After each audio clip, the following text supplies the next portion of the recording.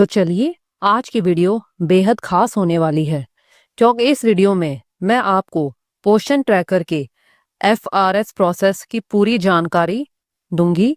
इस एक वीडियो को अच्छे से देखने के बाद आपको पोषण ट्रैकर के FRS से संबंधित कोई अन्य वीडियो देखने की जरूरत नहीं पड़ेगी। इसीलिए आप सभी वीडियो को बिल्कुल ध्यान से और बिना स्किप करे अंत तक देखें। तो चलिए शुरू करते हैं अपना वीडियो। हमारी पहली कंडीशन है mobile is not verified, eKYC not done and photo is not captured. यानी कि ना तो हमारा मोबाइल नंबर वेरीफाई है, ना ही eKYC हुई है और ना ही फ़ोटो कैप्चर हुआ है। तो इस केस में हम पोषण ट्रैकर ओपन करेंगे और डेली ट्रैकिंग पर जाएंगे। डेली ट्रैकिंग में आप यहाँ से भी जा सकते हैं और यहाँ से भी। डेली ट्रैकिंग पर जाने के बाद हम यहाँ पर THR SCM पर जाएंगे। THR SCM में जाने के बाद हम यहाँ पर हमारी प्रेग्नेंट वुमेन हैं, इनमें 1 बाय 1 है, यानी कि राशन दे दिया गया है। लैक्टेटिंग मदर 0 बाय 3 है, यानी कि कुल 3 लैक्टेटिंग मदर हैं और उनमें से एक को भी राशन नहीं दिया गया है। तो हम लैक्टेटिंग मदर पर जाते हैं। लैक्टेटिंग मदर पर जाने के बाद हम यहाँ पर THR पर जाते हैं और THR पर जाने के बाद इनका मोबाइल नंबर वेरीफाई नहीं है, तो आप सभी अपने लाभार्थियों के फ़ोन नंबर भी वेरीफाई कर दें। फ़िलहाल हम इसे स्किप कर देते हैं। स्किप करने के बाद हमारे पास आता है beneficiary eKYC and photo capture are pending, यानी कि लाभार्थी की फ़ोटो कैप्चर भी पेंडिंग है और eKYC भी। तो हम यहाँ से प्रोसीड करते हैं। प्रोसीड करने के बाद आप यहाँ पर देखेंगे कि हमारे पास आया भी हुआ है कि हमें किसकी eKYC करनी है। और प्रेग्नेंट और लैक्टेटिंग में हमारे पास कोई इशू नहीं रहता, क्योंकि प्रेग्नेंट और लैक्टेटिंग में जो मेरी संबंधित महिला होती है हमें उन्हीं की eKYC करनी होती है। तो हम यहाँ से फिर प्रोसीड करेंगे और प्रोसीड करने के बाद हम पहले यहाँ पर, क्योंकि इस नए वर्जन में पहले हमें eKYC करनी है, फिर बाद में फेस कैप्चर करना है, यानी कि फ़ोटो कैप्चर करनी है। तो हम यहाँ पर लाभार्थी का आधार नंबर डालेंगे और ये कैप्चा कोड हमें बिल्कुल एज इट इज़ डालना है। कोई लेटर स्मॉल में है तो स्मॉल में और कैपिटल में है तो कैपिटल में। यदि आपको ये समझ में ना आए तो आप ट्राई अनदर पर जाकर इसे बदल भी सकते हैं। इसके बाद यानी कि आधार नंबर और ये कैप्चा कोड डालने के बाद हम यहाँ से नेक्स्ट करेंगे। नेक्स्ट करने के बाद लाभार्थी के रजिस्टर्ड मोबाइल नंबर, यहाँ पर रजिस्टर्ड मोबाइल नंबर से मतलब वो मोबाइल नंबर है जो लाभार्थी के आधार में रजिस्टर्ड है, क्योंकि eKYC करने के लिए हमें उसी नंबर पर OTP जाएगा जो लाभार्थी का आधार में रजिस्टर्ड मोबाइल नंबर है। तो 6 अंकों का OTP डालने के बाद हम यहाँ से कंटिन्यू करेंगे। कंटिन्यू करने के बाद हमारे पास कुछ इस तरह आता है। हमने यहाँ से इसे अलाउ करना है। अलाउ करने के बाद हमारे पास मैसेज आता है eKYC रिक्वेस्ट सक्सेसफुली सबमिटेड, यानी कि लाभार्थी की eKYC सक्सेसफुली कंप्लीट हो चुकी है। यहाँ पर लिखा हुआ है status will be updated on beneficiaries profile with in 24 hours, लेकिन ये साथ के साथ ही अपडेट हो जाता है। इट मीन्स हमारा पहला स्टेप पूरा हो गया है eKYC का। अब हम सेकंड स्टेप पर जाएंगे, proceed to photo capture. Proceed to photo capture पर जाने के बाद पहले हमारे पास इस तरह से फेस कैप्चरिंग गाइड आती है कि हमें किस तरह से फ़ोटो कैप्चर करना है, कि लाभार्थी का फेस स्ट्रेट हो, आइज़ ब्लिंक हो, बैकग्राउंड प्लेन हो और कोई शेडो या छाया ना हो। और आप यहाँ पर देख भी सकते हैं कि हमें प्रॉपरली दिया भी हुआ है कि हमने इन्हीं का फेस कैप्चर करना है। यहाँ पर लिखा हुआ है make sure you capture the photo of the person whose eKYC is already verified, यानी कि हमने अभी इन्हीं की eKYC की थी तो हमें इन्हीं का ही फेस कैप्चर करना है। हम कैप्चर फेस पर जाएंगे। कैप्चर फेस पर जाने के बाद हमारे पास ये कंसेंट फॉर्म है, तो हम इसे एक्सेप्ट करेंगे। एक्सेप्ट करने के बाद आपके पास आपके फ़ोन का कैमरा ओपन हो जाएगा और आप ध्यान दें, फ़ोटो आपको बिल्कुल ढंग से लेनी है। और जब मेरी ये दोनों मेरे ग्रीन टिक हो जाते हैं, इट मीन्स मेरी फ़ोटो कैप्चर हो गई है। फ़ोटो कैप्चर होने के बाद इमेज की प्रोसेसिंग होती है। तो आप यहाँ पर थोड़ा वेट करें। प्रोसेसिंग इमेज के बाद यहाँ पर जब आपने फ़ोटो कैप्चर करी है तो इस नए वर्जन में आपकी फ़ोटो को eKYC फ़ोटो यानी कि जो फ़ोटो आपने अभी कैप्चर करी है वो फ़ोटो और जो eKYC फ़ोटो है दोनों फ़ोटोज़ को मैच किया जाएगा, वेरीफाई किया जाएगा। यहाँ पर लिखा भी हुआ है compare the captured photo with eKYC photo before verifying, यानी कि आप जो आपकी eKYC फ़ोटो है और कैप्चर्ड फ़ोटो है दोनों को आपस में कंपेयर कर लें वेरीफाई करने से पहले। यदि आपको लगता है कि आपकी कैप्चर्ड फ़ोटो सही से क्लिक नहीं हुई है तो आप यहाँ पर रीकैप्चर फ़ोटो पर जाकर दोबारा से फ़ोटो कैप्चर करें, और यदि आपको लगता है कि आपकी कैप्चर्ड फ़ोटो बिल्कुल सही है तो आप वेरीफाई फ़ोटो पर जाएं। वेरीफाई फ़ोटो पर जाने के बाद आपकी इमेज को जो कैप्चर्ड फ़ोटो है उसे वेरीफाई किया जाएगा। यहाँ पर लिखा भी हुआ है verifying photo with eKYC database please wait. और यदि आपकी इमेज यानी कि आपका फेस अगर वेरीफाई हो जाता है आधार रिकॉर्ड से तो आपका आता है फेस वेरिफिकेशन सक्सेसफुल, और यदि वेरीफाई नहीं होता है तो आपके पास आता है फेल्ड, और रीज़न भी दिया हुआ है कि ये किस कारण मैच नहीं हुआ। यहाँ पर ये दिया हुआ है कि जो मेरा कैप्चर्ड फ़ोटो में जो पर्सन है और जो eKYC फ़ोटो में है वो दोनों अलग अलग लग रहे हैं, या फ़ोटो को आपने ढंग से कैप्चर नहीं किया है। तो आप यहाँ पर ट्राई अगेन पर जाएंगे और दोबारा से फ़ोटो लेंगे। अब जब फेस वेरिफिकेशन सक्सेसफुल हो जाता है तो आप यहाँ पर नंबर ऑफ डेज़ यानी कि 7 दिन, 15 दिन और 25 दिन जैसे आपको डिपार्टमेंटल ऑर्डर्स हों उसके अनुसार आप डेज सिलेक्ट कर फिर यहाँ से आप प्रोसीड करेंगे। और प्रोसीड करने के बाद आपके पास मैसेज आता है THR डिस्ट्रीब्यूटेड सक्सेसफुली, यानी कि राशन सक्सेसफुली डिस्ट्रीब्यूट कर दिया गया है, यानी कि आपने जितने दिन का राशन सिलेक्ट किया था उतने दिन का राशन लाभार्थी को दे दिया गया है। अब हम यहाँ पर सेकंड कंडीशन देखते हैं।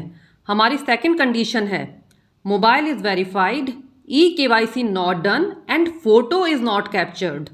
अब आप यहाँ पर ध्यान दें कि लाभार्थी का मोबाइल भी वेरीफाई हो चुका है लेकिन ना तो eKYC हुई है और ना ही फ़ोटो कैप्चर हुआ है।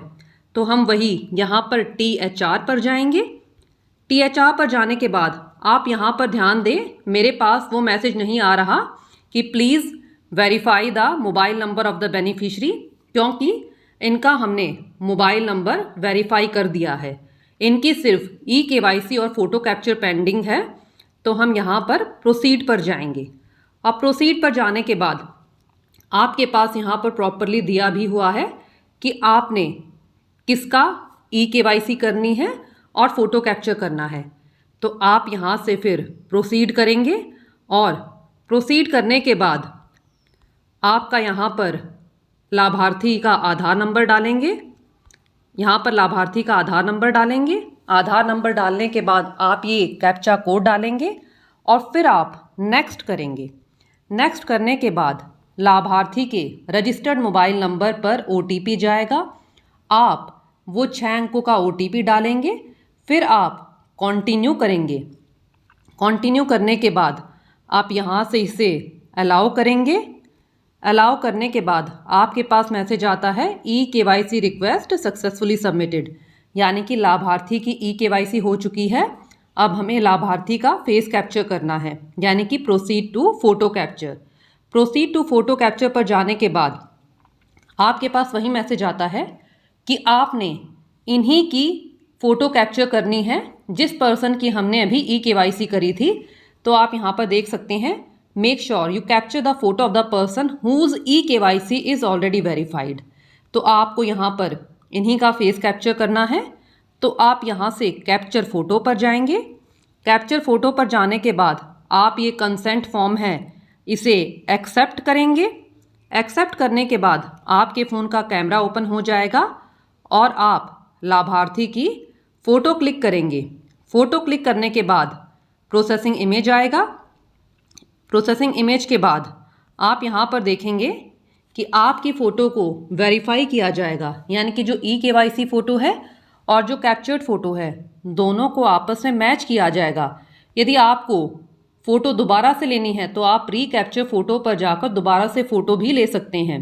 और यदि आपको लगता है कि मेरी कैप्चर्ड फ़ोटो और eKYC फ़ोटो लगभग सेम है, मतलब मैच कर रही हैं, तो आप वेरीफाई फ़ोटो पर जाएंगे और आप यहाँ पर ध्यान दें, compare the captured photo with eKYC photo before verifying, यानी कि आप कैप्चर्ड फ़ोटो को eKYC फ़ोटो से मैच कर लें वेरीफाई करने से पहले।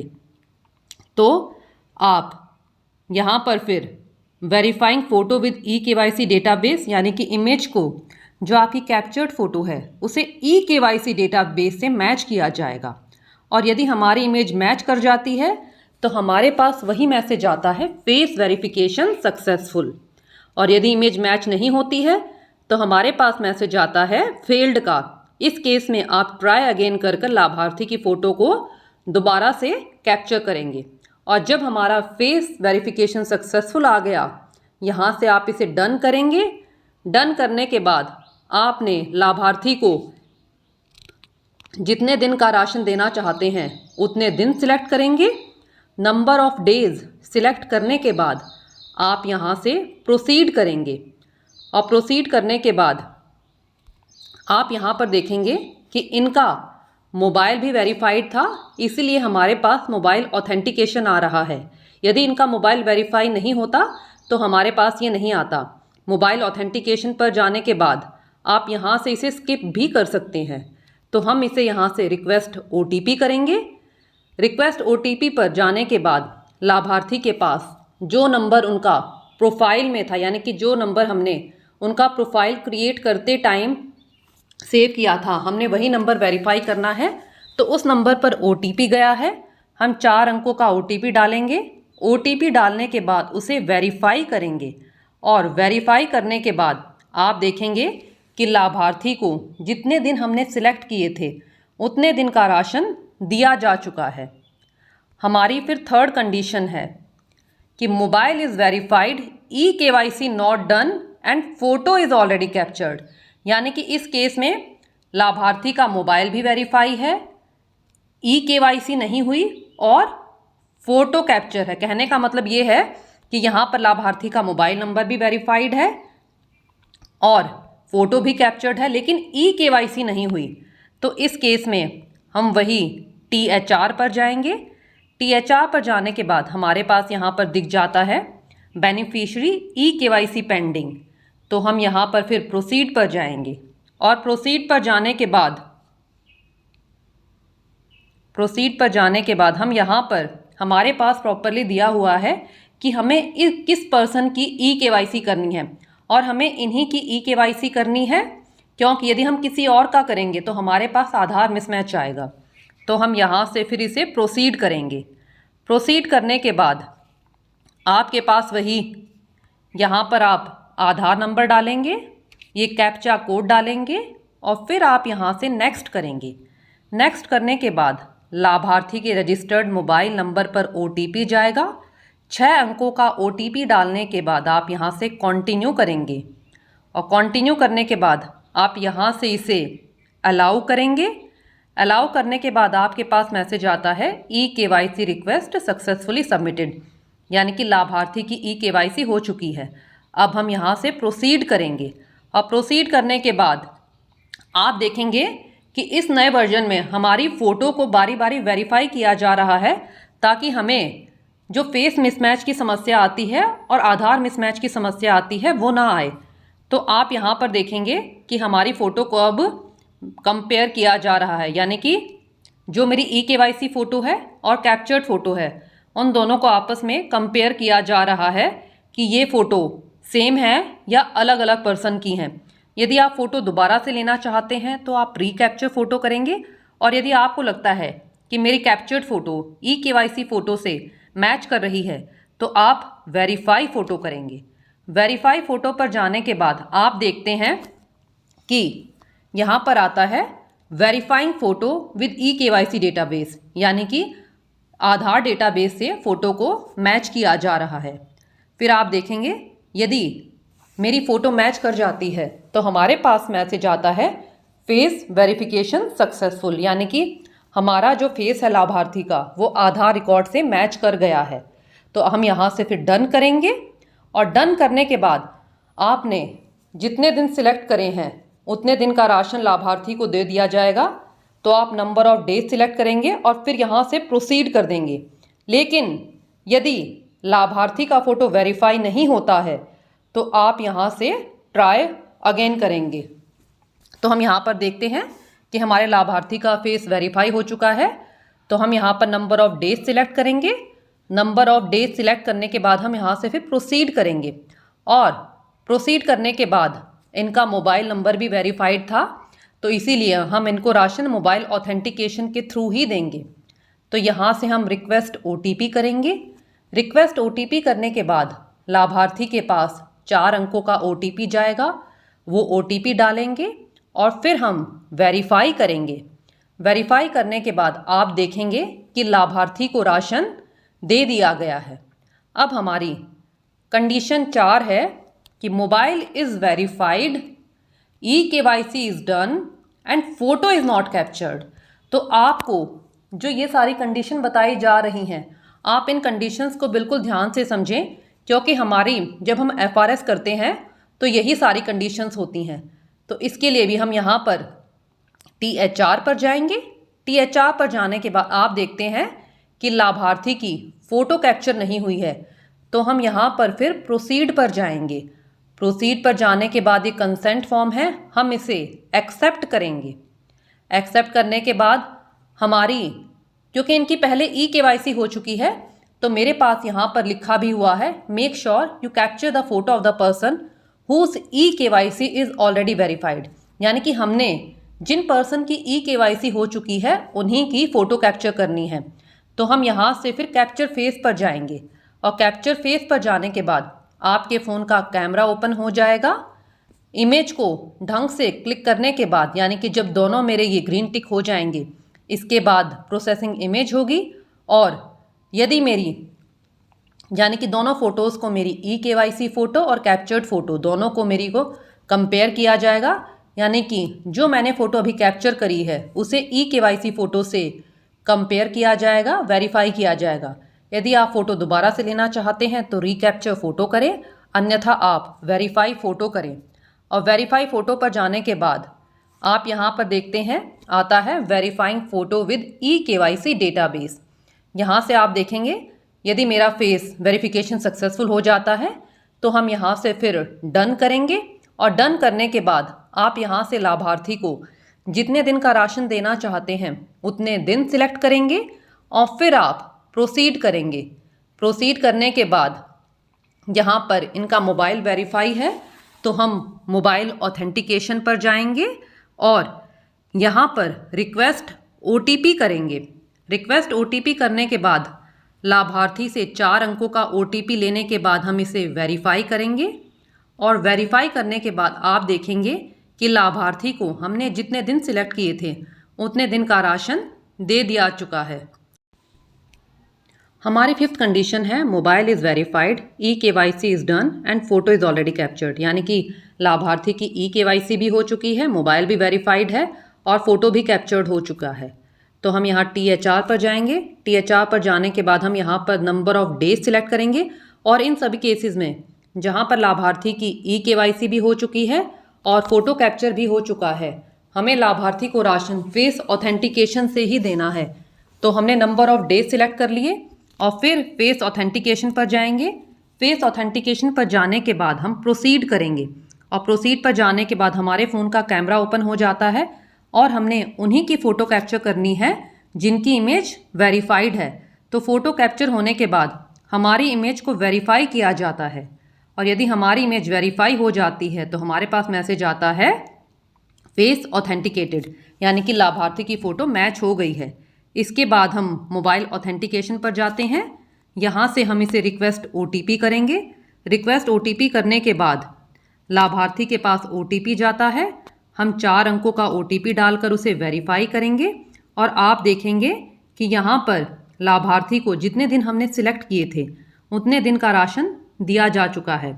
अब हमारी 6ठी कंडीशन है फेस ऑथेंटिकेशन फेल्ड, यानी कि लाभार्थी का फेस मैच नहीं हुआ। तो इसके लिए आप यहाँ THR पर जाएंगे। THR पर जाने के बाद आप डेज सिलेक्ट करेंगे। नंबर ऑफ डेज सिलेक्ट करने के बाद हम यहाँ पर फेस ऑथेंटिकेशन पर जाते हैं और फिर प्रोसीड करेंगे। प्रोसीड करने के बाद हमारे फ़ोन का कैमरा ओपन हो जाएगा, तो आप फ़ोटो कैप्चर करेंगे और फ़ोटो कैप्चर करने के बाद वही हमारी इमेज को वेरीफाई किया जाएगा। और यदि मेरी इमेज वेरीफाई नहीं होती है तो हमारे पास मैसेज आता है unable to match the face. इस केस में आप ट्राई अगेन करेंगे और फ़ोटो को दोबारा से कैप्चर करेंगे। और हमारी 7वीं कंडीशन है, if the child is verified using their parent guardian Aadhaar, यानी कि यदि मैंने बच्चे को माता पिता या गार्जियन के आधार से ऐड किया हुआ है तो इस कंडीशन में हम THR पर जाएंगे।